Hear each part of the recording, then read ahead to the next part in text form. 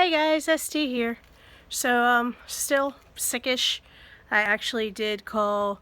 My place of work has access to this thing called Teledoc, which is basically telephone doctor consults for minor, like I have a head cold type situations. And then if the situation is okay with that sort of thing, you can get a prescription called in.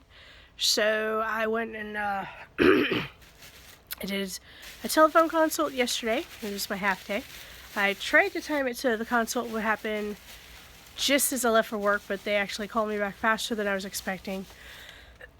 Oh, excuse me.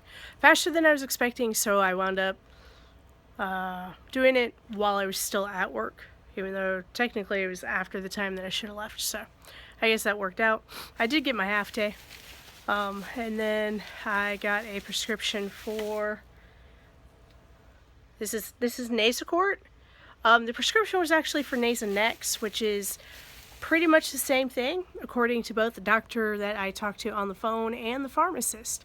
Because Nasonex, when you get a prescription for it, even if you have a prescription plan with your insurance provider, it's about $200. Yeah, for something I'm going to shoot up my nose. The only time I want to spend $200 on something I'm snorting is if it's like Bolivian marching powder or something. I'm not spending $200 on a medicine just for clearing up a head cold.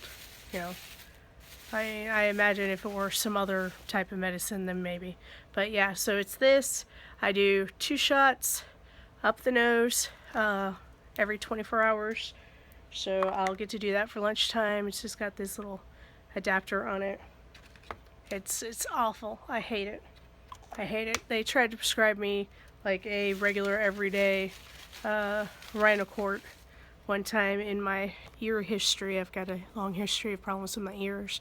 They tried to prescribe me Rhinocort just like as a regular this is now your new daily medication type thing, and I couldn't do it.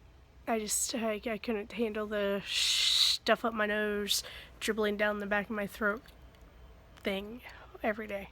So, but I got that, and they gave me, this is the generic, but Sudafed. The real Sudafed, even if it's a generic type. The kind you have to ask the pharmacist for, and then they have to scan your license to ensure you're not making meth. No, I'm not making meth. I'm just trying to get over this head cold and be able to hear again. Which, again, my hearing is slightly better this morning. Still not 100%. Had some trouble sleeping last night because I was afraid that I would sleep and not hear my alarm go off. Turned out not to be a problem at all. Yeah, I was awake. Let's see, I think I was awake at 2 a.m., 3 a.m., 4 a.m., and then, of course, 5 a.m. when the alarm actually did go off. So that was a fantastic evening for me. Wrapping up my 3rd playthrough of Final Fantasy 15. Finally got the 3rd cup noodle recipe, so now I have all 3 cup noodle recipes. Am I a total dork or what? And then I'll be able to play all the in-game stuff now that I have the 3 recipes, and I don't have to worry about not being able to do that. Probably look into what I need to do to get all of Ignis's other recipes, and yeah, fun stuff like that. One of the kids asked me, "Are you still playing that game? I thought you beat it." Yeah, sort of. I've beaten it, but I haven't 100%ed it. I'm in talks with someone who actually lives in Japan to get my hands on some of the Japanese media books. Like there's a is it a prologue? I think the book's called The Prologue, but it's like an art book. And then there's 2 Ultramania books that are just chock full of it's like 600 and 700 pages each. There's 2 volumes to it, chock full of different random what's the word I'm looking for? Trivia and lore and whatnot. And the only problem is it's all in Japanese. So yeah, that'll probably be how I finally learn Japanese, is trying to translate these books.